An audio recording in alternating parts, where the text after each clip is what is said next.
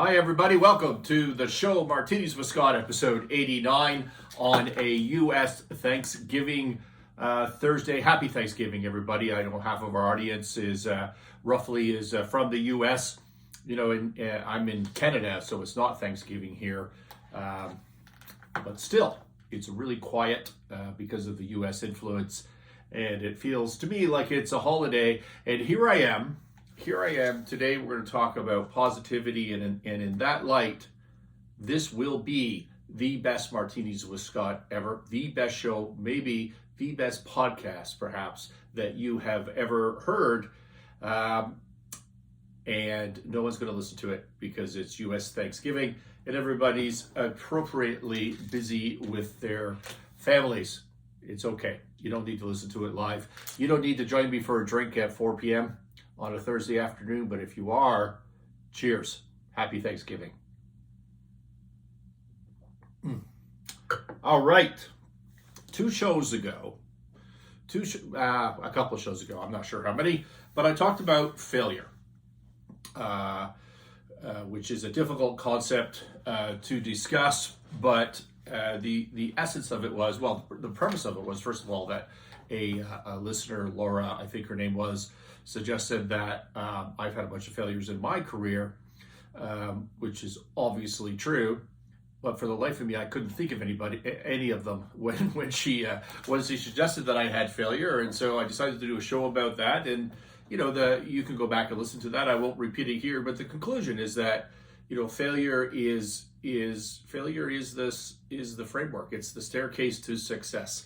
I made that up this morning. Failure is the staircase to success. That's how you get to success. You go through a bunch of failures. And so I gave my thinking on that and why failure is in fact very important. And then in a show after that, maybe my last show, I don't recall, but I did a show on problem solving, where specifically I was trying to enforce the point that you don't need to know the why. You don't need to know the cause of the problem in order to fix the problem. And I gave some examples of that. I gave you my thinking of that. And it's, in my experience, that is a difficult concept for people to grasp. And it was certainly difficult for me to explain. I think I struggled through that show. Whereas on the failure show, I thought I was clear and communicated that well. And so why did I struggle through that show? Well, because it's a difficult concept, and part of what I do on Martinis with Scott, from my perspective, one of the reasons I love doing this show is it forces me and provides me an opportunity to do some soul searching about what I believe and what I understand. It provides an opportunity to understand myself, and therefore to clarify my thinking and to clarify and improve my communications in my personal life, in my business life, internally to employees, externally to stakeholders. When I'm trying to help people, it clarifies the thought process to write down notes to do a show, to talk about things during the show, and so the show about failing, I thought, was really clear. At least it was in my mind. I'm not talking about audience feedback, which is an entirely different thing, because when you do this sort of show, it's wow. What you feel is completely different from the feedback you get. It's really fascinating, but I felt like I wasn't clear on the problem solving side, and this is a bit of a thought process when I do some of my Martinis with Scott. The value added I've told you before, the value add for the primary reason I do Martinis with Scott is to add value to you, and the value add is, if you're an entrepreneur and you're running a business, the failure rate is like 90%. It's massive. 90% of businesses that are started never, ever, ever, ever pay their owner or their founder or their manager a living wage. And then they just fail, right? 90%. I looked up the stat this morning. In the U.S., there's 500,000 new incorporations. Just in the U.S., 500,000 new businesses started every month. That's 6 million new businesses a year with a 90% failure rate. What if we change that 90% to 89%? That would be 60,000 businesses, families, people, not even including the employees, just owners, founders. That would be 60,000 people that we could help by providing some tips on leadership, some context on leadership, some technical skills with the quick shots on Martinis with Scott. And so that's the value that I'm trying to bring. But as a side benefit, by the way, I know you lawyers out there, and you're I know what the objection is to that math already. Okay, you're saying, Scott, come on. I know that there's 6 million new incorporations a year, but maybe a half of them or 2/3 of them are holding companies, or it's one business with 3 incorporations, and so your math is all wonky. Which fair enough. You're probably right. Except I'm only doing 1 year. Okay, that was 6 million per year, 60,000 on 1% saved. That would be 60,000 businesses per year, right? I'm not accounting year 2 or like last year or the year before that or the year before that. Okay, and I'm doing 1%. I'm saying, what if we turn 90 to 89? Well, what if we turn 90 to 85? All right. So you can argue all you want. You pandemic, that's the wrong word. You lawyers and wonky people that are trying to call BS on some of my points. The fact of the matter is, if we can make a dent and provide some different ways of thinking and successful ways of thinking and some technical skills, I think we can help people out a lot. Okay, and so that's the reason for doing Martinis with Scott. I got myself sidetracked there, but a side benefit for me is that it provides me an opportunity to think through some concepts that I haven't thought through before. There's an old adage that if you can't explain a concept simply, then you don't understand it. And it's just so true. I remember years ago, probably around the mid-90s, so long ago, I don't even remember the fellow's name. He was Ian. I do remember that part. I don't remember his last name. And he taught me 2 things, which I'll never forget. One is, because he was a Scottish fellow, is he taught me to put an eyedropper amount of water, like just a little drop, 1 drop of water into my Lagavulin or my Lefroy Scotch, into any Scotch really, but that's what I happen to drink, and so did he. And anybody who has decent taste is going to drink those Scotches, in my opinion, in your Lefroy and your Lagavulin. And what the water does is not diluting the drink, but it's agitating the existing liquid, being the Scotch. It's agitating it sufficiently to release aroma and flavors to enhance the experience. And so I thought that was pretty cool. I hadn't forgotten that. And he also taught me that if you can't explain things simply, you don't understand it. And what he explained to me was nuclear medicine imaging technology. Nuclear medicine imaging technology. You need to know that I'm a pretty good financial person. I have a good brain for that. I have a good brain for accounting. I'm a decent leader. I do a lot of things pretty well. I am not an engineer. I don't know anything about nuclear medicine imaging. And Ian, in an afternoon when we flew to Denver for a conference, and he was able to explain this to me because he had built a nuclear medicine imaging technology machine from scratch, and we were funding it and starting it. And I'll tell you, I understood it, and every single person that this fellow spoke to was blown away by his competence. And why did they think he was competent? Because he explained things so simply. And why did he do that? Because he understood it. He understood it. There was no complications. There was no BS. There was no double talk. There was no, nothing but facts in there. And if you understand things, you can explain them clearly. That's the bottom line. And so often I do things. What I find is that I'm often able to do things, and I think we're all like this. We're able to do things, but we can't really explain to others why we're doing it, right? Like, why do I not think that I've had failures? Because I've moved on and I've treated them as a path to success, right? And why am I going to struggle talking about positivity? Because I've never thought about why positivity is so important in my life and in my business and for every business and in your life and in your business. Why is it so important? It's like, I grew up riding motorcycles and bicycles, and on the motorcycle side, I competed at at a professional level, not a great professional level, but at a professional level. And so I'm pretty good still in my advanced years. I'm pretty good on anything on two wheels. Can I explain how to ride a two-wheel motorcycle or bike to my 7-year-old daughter? Not very well. Like, I had to really think about it. And I know the 3 or 4 key things, keep your head up, keep your feet on the pegs, stuff like that. Keep your feet on the pedals, ride in a neutral position if you're on a bicycle. But there's whole coaching industries around these sports. And in fact, in downhill mountain biking, I took one of those coachings and it was fascinating. I mean, it was for days with a curriculum and this and that. I knew nothing about that. I do it. I competed against my coach because we're in the same master's age class at an elite level, and I've got 2 Canadian bronze medals in downhill mountain biking. And, he's probably better than me, but not much, right? But he could explain it and I couldn't, because he's thought about it, he's been clear, and he can communicate it to others. And so for me, I wanted to talk about positivity today because I think it's probably the most important thing in life. But I struggled to get my thoughts together to communicate to you why it's so important. So I've told you before on Martinis with Scott. Cheers again, by the way. That's good.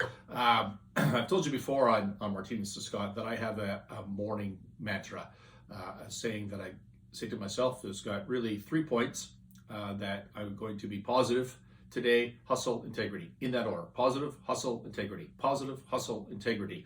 I also add to myself that I'm going to try and pace and lead, which is just it's a persuasion way of saying is try not to be too much of a jerk today. And I remind myself that I only have today to execute on where I'm trying to go. I don't have a time machine. I can't go back to yesterday and do better. Tomorrow's not here yet. And by the time tomorrow comes, it's today. And I only have now to execute. So I remind myself of that. But the important part of the mantra is positive, hustle, integrity, with positive number 1, which tells you what I think positivity, where it ranks in the importance of things in my life and in business. So why do I do a mantra? Well, because the human brain is a pattern recognition machine.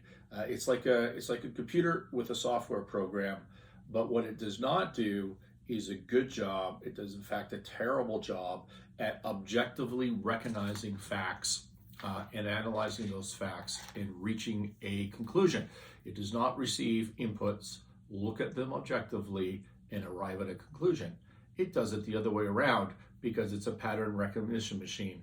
What it does a great job at is recognizing patterns, and that's what confirmation bias is all about.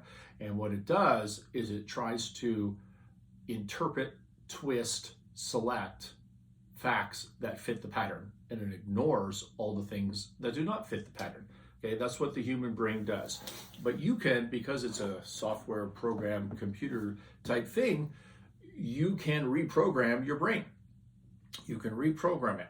And the way you do that, okay, is you do it through repetition, right? It's repetition that rewrites the software. It is repetition that rewrites your pattern recognition. You can change it. If you woke up every day and your brain said to yourself, I'm a loser, okay, I'm going to lose today, I'm not good enough, instead of saying I'm a winner, I'm good enough, things are going to be great today, right? You're going to look at everything differently on those binary choices, okay?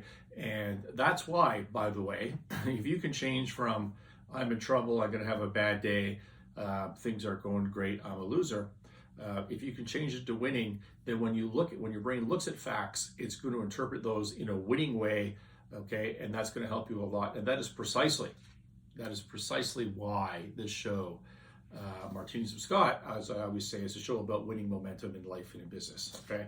That's what it's all about. So why do I include positivity into my mantra as the number 1 thing? Why do I try to rewrite my brain to be positive, positive, positive all the time? It's because I strongly believe that positivity has been a huge part of my success, okay? And it's been a huge part of my ability to bring change to organizations. If you're not making enough money in your business, if your business is in trouble, right, the number one thing you need to do, in my opinion, is focus on positivity. When I'm hired to fix a business, I focus on positivity. I don't focus on negativity and what is going wrong. But why? Why does positivity work? One might ask, and even me, I might ask, well, if I focus on positivity, am I ignoring reality? Right? Am I just avoiding? Am I being an ostrich and putting my head in the sand? If you're broke and you've been broke for a long time, you're struggling to pay your bills, you're struggling to pay your rent and feed your family, is feeling positive about money, is feeling positive and dreaming about a better financial solution, is that helpful, or is it just delusional? Right? If you're not paying if you're getting kicked out of your apartment, you're being foreclosed or kicked out of your apartment, thinking positively about that maybe isn't reality, right? So there's the counter argument that we're going to try and blow through here. So here's an example about a positive mindset. I've talked on the Martinis with Scott show about Novani Stainless. Is a company, a manufacturer of stainless steel sinks in Ontario, Canada, just the northern part, about an hour and change north of Toronto, which is the largest city in Canada by far. And I closed on this company. I purchased it in late June of 2020, right in the middle of COVID, the global pandemic. If you're watching this show 2 years from now, hopefully you've forgotten all about COVID, but it's a big deal right now as we're talking, and not many people have been, financing or buying businesses or selling businesses during this pandemic. Now, if I were negative in my thinking, I would have looked at Novani Stainless when it was presented to me, and I would have said to myself, there's a list of serious issues here that are red flags for me. For example, revenue in this business is 40% of what it used to be pre-COVID, not because of COVID, but pre-COVID. 40% of what it used to be. I'm not giving you hard numbers, but if the company used to do $1 million, which it did not, but if it used to do $1 million in revenue, it would be doing $400,000 in revenue when I met the company. If the company was doing $100 million in revenue, which it is not, it would have been doing $40 million in revenue when I met the company. Just to give you some context of the decline in revenue. The answer, by the way, is somewhere in the middle of those two examples. So revenue was down hugely. Because there was trouble in the company, and because there was a negative, I don't know what the right word is, I don't want to say negative, but because employees, the staff could see that things weren't going well, a lot of the seniors, and pays weren't going up because there was financial constraints, a lot of the senior staff left, right? And they went on to different jobs in larger centers, which left Novani with new staff who are great, right? But they're not experienced. They haven't been around. They don't know the ways and the systems of the company. And it also, more importantly, left a lot of positions just short. The company didn't have enough people, which means that you've got employees trying to do 2-3 jobs at the same time because they're really good people and trying to keep things together. But that's a red flag. That's a negative. The Novani balance sheet, when I met it, and still to this day, we're significantly over-levered, which is a fancy way of saying your credit cards are maxed out and you've got way too many credit cards, you've got too much debt, and you just have no hope paying it, right? You've got suppliers that hadn't been paid for a long, long time, and therefore, they weren't shipping anymore. And because they weren't shipping anymore, there was no inputs. We make stainless steel sinks, so there was, stainless steel is a commodity. That's a big deal, obviously, because that's what we're using as the primary input. They weren't shipping, so production was ground to a halt. So basically, completely inefficient, running at about half or less capacity. Huge backlog of orders, right? Which means that your fill rates were terrible. What is a fill rate? A fill rate is if a customer puts in an order and your commitment, your policy is you'll ship that order in 2 weeks, and then you don't, then you failed. Okay, and if you got a 0% fill rate, and if you shipped it within 2 weeks, you get a 100% fill rate on that particular order. Add up all your orders, do an averaging.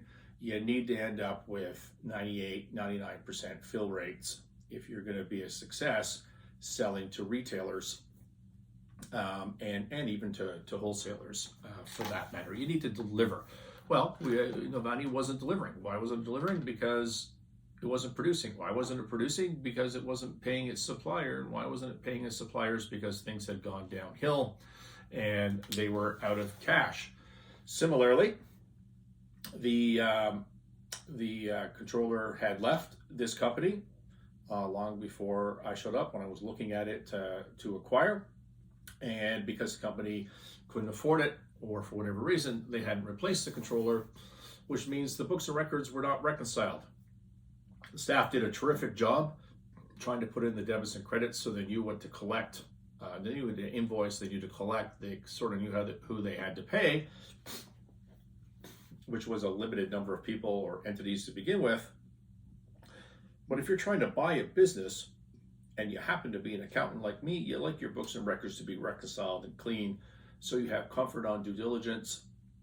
And the bottom line is, this company hadn't reconciled this book and records since June, July 2019, somewhere in there. And I will tell you, there's very few financial people on the face of the earth that would lend or buy a company that didn't have its accounting up to snuff to do due diligence. And that was all pre-COVID, before the pandemic hit. Then the pandemic hit, and in March, April, May, things weren't very good. They were not very good because of the uncertainty of COVID. Also, I'm trying to buy a company. When you buy a company that's got a bunch of inventory on the balance sheet of stainless steel sinks and stainless steel sheets, raw materials and finished goods, you like to be able to go count and verify that the stuff that you're buying is actually there. Well, could I send an appraiser or an auditor to the company during this pandemic back in June or May to do that work? No, we couldn't do it reasonably at all. I literally couldn't find a third party to do that work. And on top of all of that, the receiver for the bank was, when we closed, was literally driving up the hallway, was driving up the highway to go and put this company into bankruptcy and liquidate it and get rid of all the people. And that was an ongoing threat and negotiation from the bank with the bank as I was going through this process. So there's a long laundry list of negative things, and I would tell you that, well, I'll ask you, would you do that deal? I mean, these are all objective facts. Would you do that deal? Would you spend a bunch of money out of your pocket to buy in to that set of problems that I just described? As an answer to that question, I can verify to you that there was very little competition for this transaction. I wasn't really competing against anybody. But why was I excited? It's because my mindset is positive. I'm not looking at those negatives. I don't ignore them because they're reality, but I focus on the positives. I'm excited about the positives instead of fearful about the negatives. And what were the positives? The positives were, even though the company was only doing 40% of what it used to be doing, has a great customer base, which means it has great products. And I know for a fact that I can find a way to be profitable more or less at that level of revenue.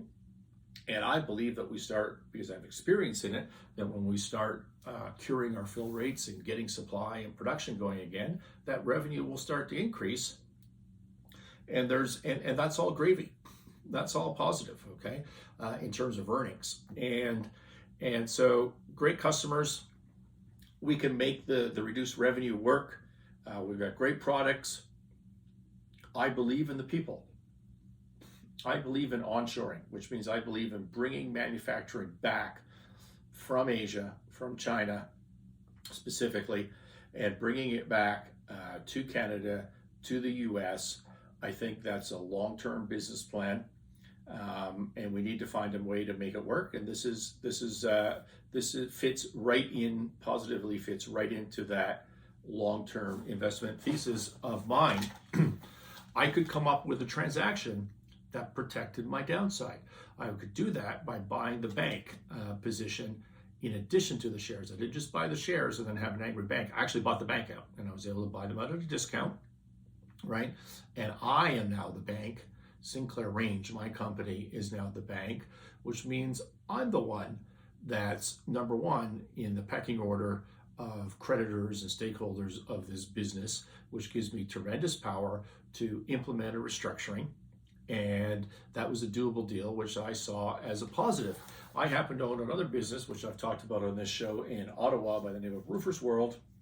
We sell tools to the roofing industry, and our main customers at Roofers World are the exact same main customers of Navani. For example, Home Depot, Rona Lowe's, those sorts of retailers. So different buyers, but the same company, the same issues. And you need to understand how to sell to these customers and the difficulties and the opportunities that exist within that customer base. And I already had that knowledge. There's a positive that I thought was tremendous. Buying Navani would give me an opportunity to save jobs in Canada, which I'm passionate about. I love doing that. And so that's a positive. And it gives me an opportunity to materially increase my holdings and to move my business forward in 2020. Well, everyone else was frozen, which at Sinclair Range was one of my goals during COVID. My goals, I had three primary objectives in COVID to help me make decisions at a time of uncertainty. Number one was protect the physical health of my employees. Number two was protect the mental health of my employees. And by doing that, I mean remove the uncertainty of a paycheck, either from me or from a government program. We didn't lay off anybody in the end. I'm not against laying people off during a crisis like that to put them on the government programs, but we just didn't end up having to do that. So removing that uncertainty that they'll be able to pay their rent and eat their meal. And then three, so I've looked after my employees mentally and physically, but then three was to leapfrog my competition, leapfrog other players in this industry while they're all frozen with fear and uncertainty, because I want to be positive and I want to move forward. And there's a positive way for me to look at COVID, and therefore that was a driver for doing this Navani deal. So that's how I think. I didn't focus on the negative things. I acknowledge them.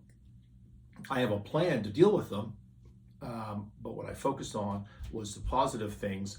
And as a result, unlike everybody else, I did this transaction. I did it during COVID.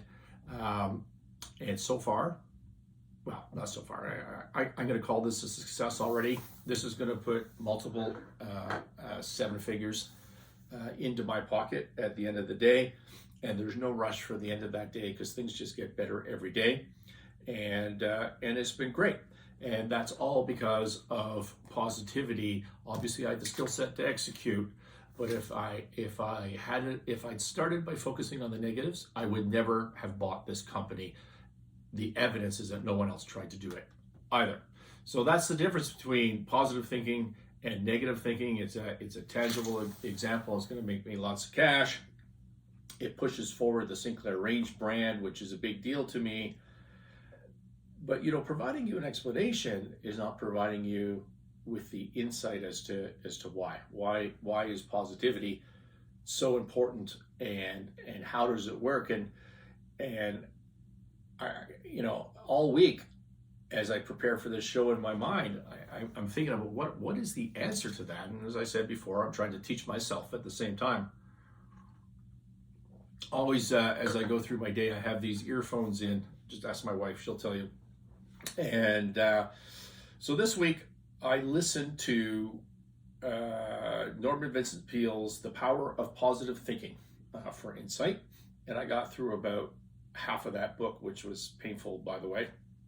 And I'm not going to be able to summarize it quickly or easily for you, but the essence of it is that you have to commit yourself to a higher power. You have to commit yourself to God, and good things were going to happen. You have to visualize your success. You have to pray for your success.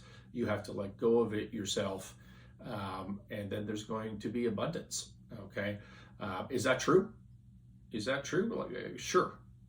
I think there's lots of examples where that's true. I once knew a guy in Vancouver, I met him years ago, and he became an investor and a fund manager and ultra successful. And forever in his career, he told me he was struggling. He wasn't making money. He was losing. Wow, I'm going to finish my martini here, and I haven't got a refill. Oh well. Things had never gone well for him in his career, and then one day he was fed up by it. And notwithstanding he was a waspy white fellow, he decided to rearrange his entire office to be more feng shui. I think I'm pronouncing that properly, feng shui, which is a Chinese concept of, I'm going to get this wrong, but harmonizing your human and physical environments, harmonizing the energies from people and from your physical environment for peace and prosperity. And he told me that within a year, he went from complete failure to being a multimillionaire, and credited it entirely with rearranging his furniture in his office. True? I don't know. He believes it. Who am I to say? I'm not going to argue with him, so I'm going to go, sure, it's absolutely true.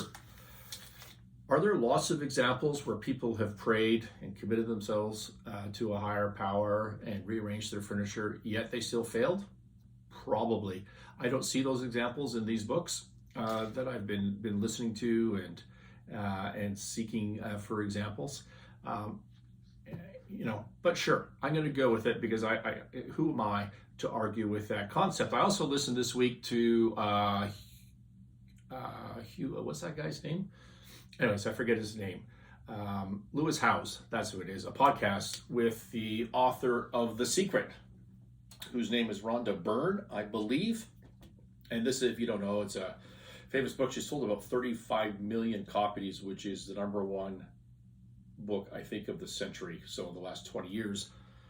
I assume that's what they meant by the century. It wasn't really clear if they meant the last 100 years, in other words, forever, or whether they meant in the last 20 years. But anyways, 35 million copies seems like a lot for me. And if you listen to the podcast, she says, well, she was looking for a way out of her own suffering, and she came up with this idea of changing her mindset from negativity to positivity. That negativity comes from deep in your brain, from your ego. It comes from yourself.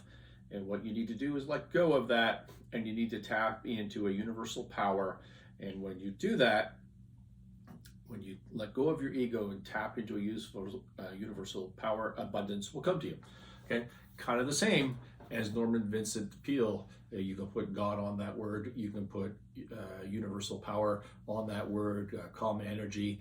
Call it whatever the hell you want. It's kind of, in my layman's brain, kind of the same concept. She gave an example. She was broke, and she was really broke and in debt. Never had money in her life. Never made money in her life. Yet she owed about $2 million from a failed venture.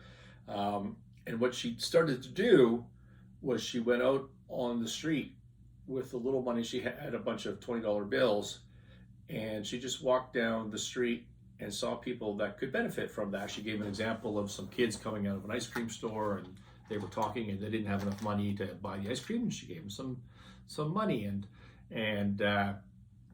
she said the universe just told her who she needs to give money to, and when it stopped telling her that, she stopped. And then I think if I got the story right, she said, next week, $25,000 showed up unexpectedly. She used to open her bills, right? She's still broke because she gets all these bills in the mail, and, it'd be a big number because she's trying to start a business, what have you. And she's opened up and there's a big bill. And in her mind, she pretended it was a check. Hey, that's not a $5,000 bill. That's a $5,000 check. And she would do it. And then she decided, well, it's not 5,000, it's 50,000. She'd add zeros to it. And she just tried to trick her brain. She didn't say trick, by the way. That's my interpretation of it. And to let go of her ego and tap into the universe and think positively. I don't know. What do you think about that? For me, again, I think there's lots of examples of people that pray and visualize and do all those things that these gurus suggest, yet their cup's not going to runneth over.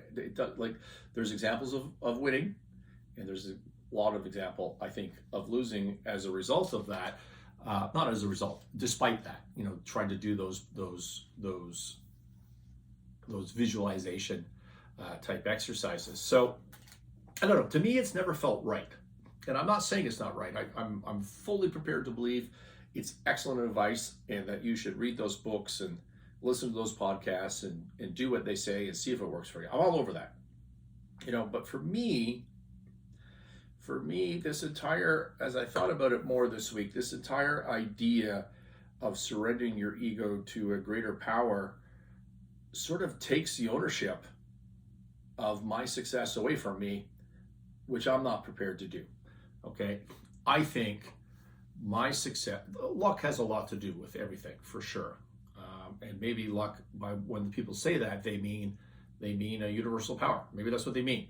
Okay. But luck has a lot to do with everything. But I want to take ownership of my success. I want to take responsibility. If I win, I win. If I fail, it's on me. It wasn't on somebody else letting me down. It wasn't on God letting me down. It's on me. And that's why I just have this uneasy feeling about committing to these ideas. And perhaps I just misunderstand these ideas. I'm certain my father, who I think, he can correct me if I'm wrong, Dad, I think you're a big power positive thinking fan. Maybe I just misunderstand the book entirely. But for me, this idea of not being responsible for your success, of just letting go, that doesn't work for me. So I still struggle. I still struggle with this positivity. And then I used a trick that I use, and here's something: if you're having difficulty understanding an idea for you, if you're having difficulty understanding complex situations and how to explain them, one thing you can do is think of the opposite. Okay, and then sometimes things become really clear. If I can't understand why positivity is so effective, maybe I can understand why negativity sucks. And negativity leads to failure. And when I think about it that way, that's an easy one.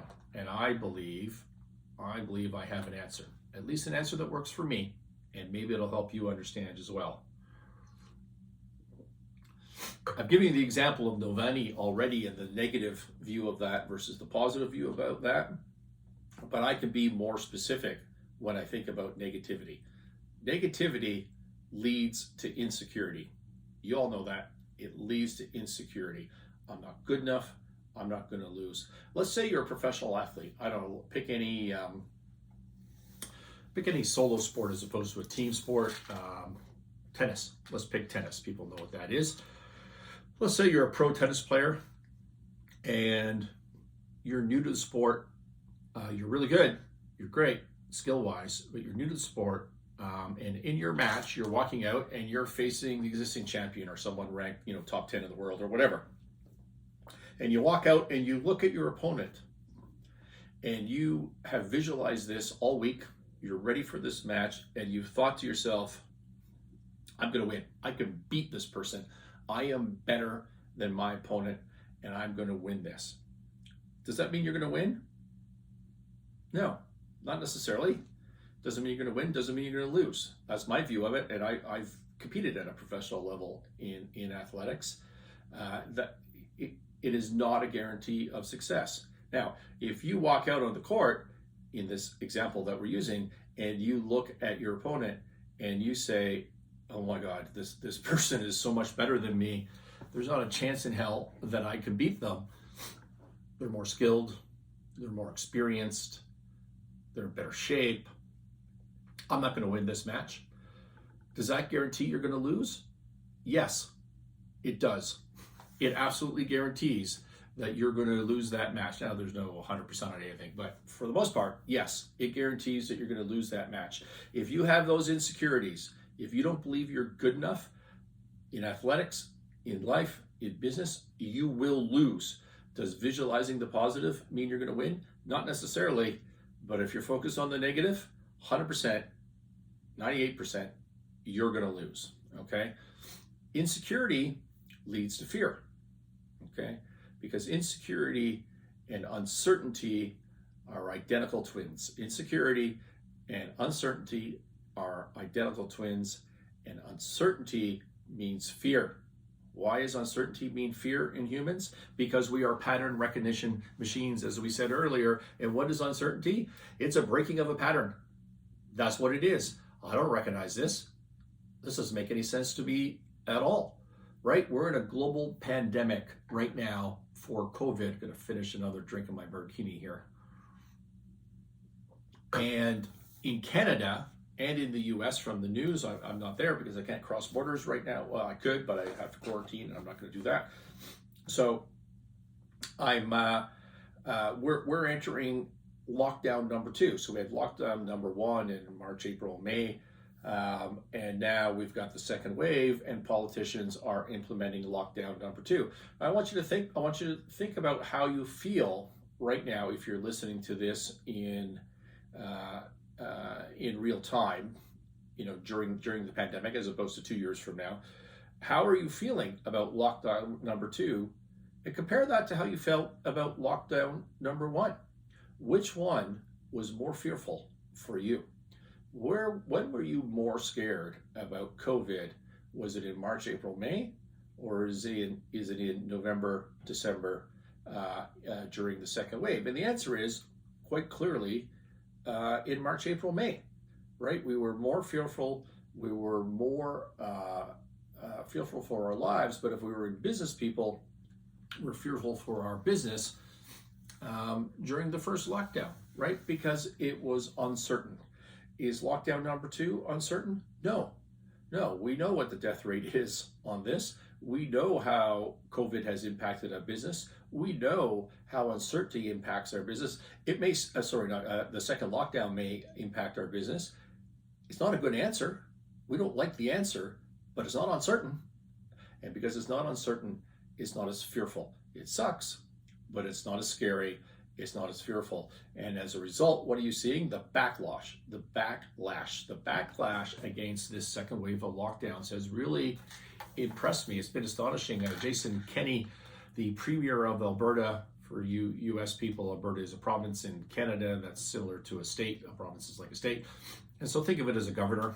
But the Premier of Alberta, who is a conservative, by the way, and not that that's relevant to the story, just that I don't think you'd ever hear this from the other side of the aisle, being the Liberals, but he did a press conference, I believe yesterday. I saw the clip this morning, and he stood up and he said, we made a huge mistake in the first lockdown. When COVID started, we made a mistake. We stupidly, he used that word, stupidly and arbitrarily, that was his description, selected businesses, and he focused on retail businesses, to be quote unquote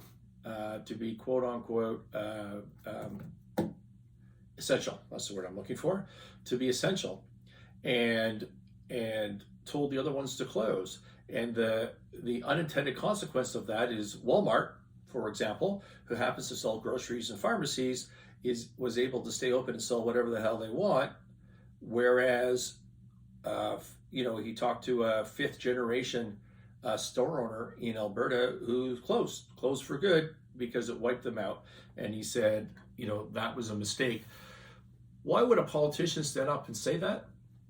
And he apologized. He said, that was a mistake. We were wrong. And I apologize. Why would he do that? Because there's such a backlash. There's such a backlash during this second wave in the business community that he's forced to rethink, and he's forced to do that. And God bless him for coming out and say that. I don't think I've ever seen that in a politician before, and I thought it was awesome. Whether you agree with the issue or not, maybe you think lockdowns are tremendous. I'm not trying to argue that point.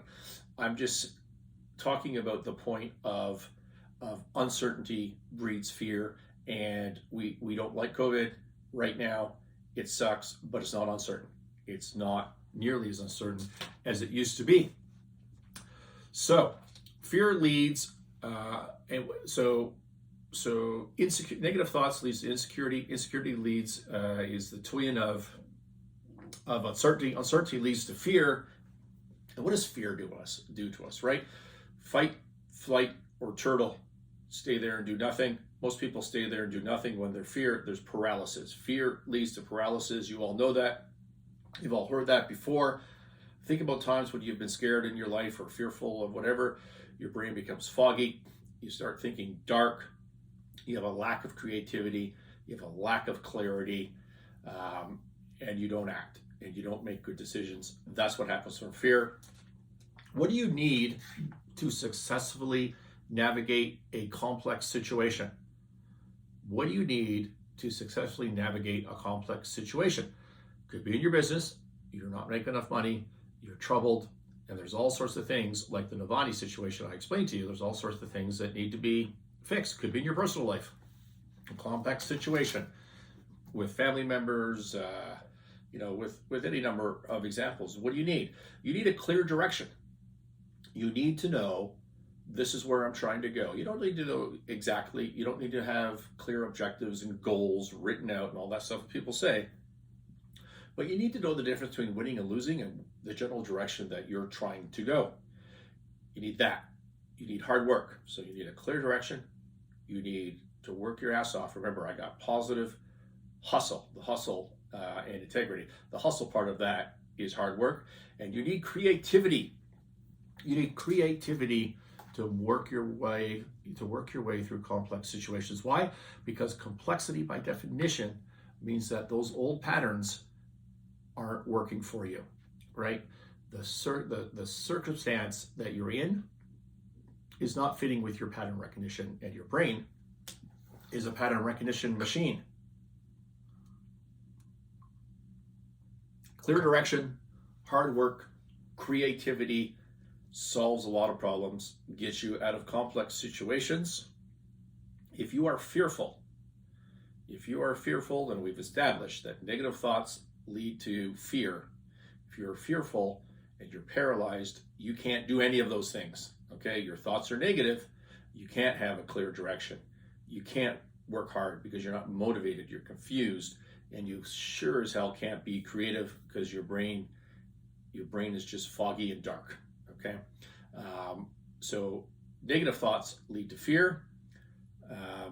Fear leads to a lack of being able to do the things that you need to do to be successful in complex situations, establish a clear direction, work hard, and be creative. So there you have it. There you have it. I, to my satisfaction, have answered my question, why is positivity so important? It's because you're not negative. That's the answer. That is the answer. Be positive so you're not negative. Weren't expecting that, were you? How can you do that? Here's some tips for you. Recognize that it's a choice. You can choose to interpret every single fact positively or negatively, okay? I know there's extreme examples. I know that horrible things happen in life, and it's so hard to look through the darkness and find the positivity, okay? But it's a choice. You need to do that. Don't ignore the reality. Things are still dark and they still suck, but there's positive everywhere. Just know it's a choice. Know it's a choice, okay? How do you help yourself get to that choice? Rewrite your software. That's my mantra, positive hustle integrity. Rewrite the software. The brain loves repetition. Count your blessings. Literally count your blessings, okay? Because it puts things in context, and context is hugely important because there's a lot going on in your life that is positive. You're just not thinking about it. Pursue empathy and pursue context. Help to understand try to understand why situations exist, why people that are really making you negative and pissing you off, why they're doing that. Have some empathy, understand the context from their point of view. Don't judge, okay? And be grateful. Above all, be grateful for all that you have and all that you will be given. Be grateful, and that leads to positivity. And how could I end a Thanksgiving Day message any better than that? That's what it's all about, is to give thanks. So in the future, because we're 50 minutes in another episode, we're going to talk about how to apply positivity within your business and within your organization. If you've got in some trouble, if you're not making enough money as a leader of that organization, your job is to instill a positive thinking, a positive thought process inside your company. You need to reward and encourage positivity. You need to eliminate negativity, and by eliminate, I mean literally walk it out the door. You cannot be associated with negativity or you're going to fail. need to be positive. Thank you for listening. It's been Martinis with Scott. Hope you enjoyed the show. If you like it, or even if you don't, give me a thumbs up and subscribe. We're on YouTube, Apple Podcasts, and Spotify. Talk to you next week.